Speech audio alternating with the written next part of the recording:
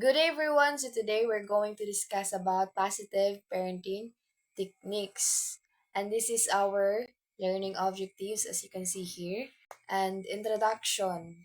So it means that positive parenting daw is about teaching children with love and patience instead of punishment. So dapat ang children is they're open toward their parents, and also dapat they are comfortable to each other. And now let's proceed to the importance of positive parenting. And first we have develops emotional intelligence. So giingon din hiya nga as a parent, dapat you should help your children understand their own feelings. Dapat dili nimo i-validate ilang feelings, and if masuko sila or magtantrum sila is dapat makigsimpatya ka sa ila, and then you talk about it slowly para mapakalma sila. Dapat ikaw sa parents, you know how to manage your children behavior or feelings.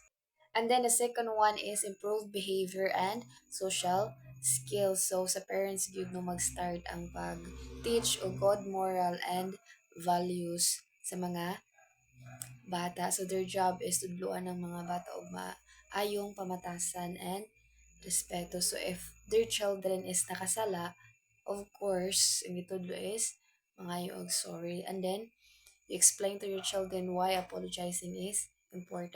So, ang ipangkatulo is ang reduce stress, anxiety, and behavioral problems. So, we all know no na nowadays ang mga bata karon is so fragile na, so dapat ang mga parents, they should make their children feel safe at home, and they should make their children feel comfortable to them, no, para open ng ilang children na mo story sa ila if na sila yung mga problems, so dili na sila mahadlok, no, na motugan because they know that their parents will listen to them instead of getting angry.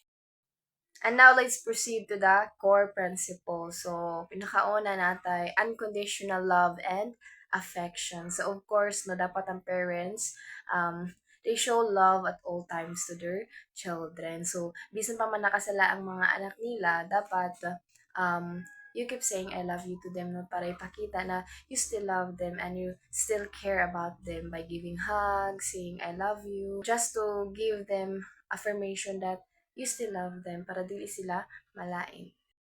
And then ikaduha is ang respect and empathy. So since we are talking about respect and empathy, so as a parent, you should also respect your children feelings whenever they're sad or they have problems. So dapat open ear tano na maminaw sa mga anak whenever na sila kasakit or na hiubos sila. So dapat dili i-invalidate ang ilang feelings, no, dapat dili sila i-ignore, because as a parent your job is to make your children comfortable and at ease, and not the other way around.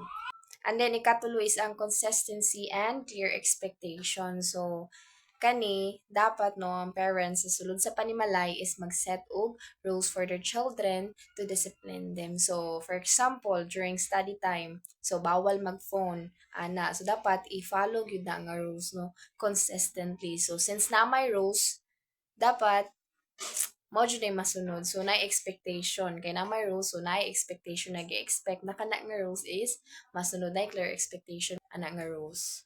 And then ang ikaupat is ang positive reinforcement. So kanino dapat ang parents is always good nila gina-praise ang ilang anak whenever their children is na accomplish na task sa school baka or something. So dapat sa parents, you should not forget to acknowledge the finished work of your children. Kay para mas mapugi pa sila sa eskwela or mas mamotivate pa sila sa pag-eskwela by simply saying lang good na good job for finishing your homework, ana ba?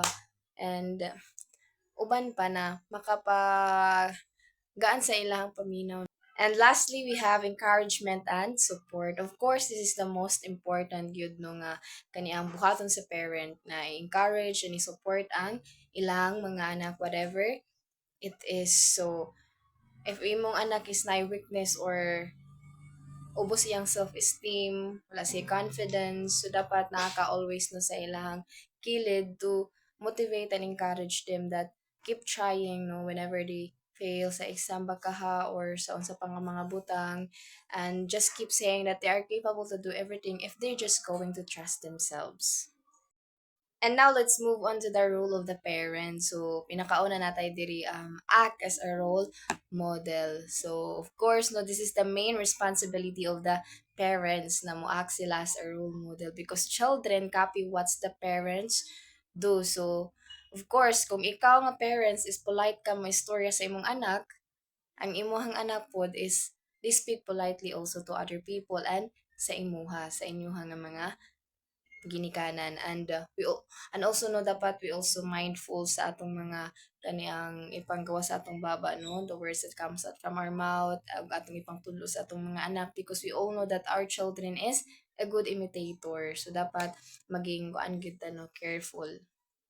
Alright, so ikaduha no, we have here, be patient, understanding, and approachable. So, of course, if ikaw na parents, if you have this all characteristic, ang imong mga anak, dili jud na sila mahadlok na muduol sa imuha.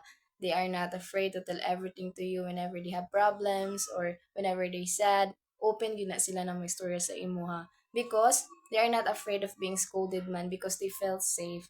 So, dapat as a parent, matani nga mga characteristic no, so that we can build a good relationship towards our children. So lastly, we have guiding children in problem solving and decision making. So since they are bata pa man no, to make decision for their own, and there's a lot of things pa na dapat nilang makatunan.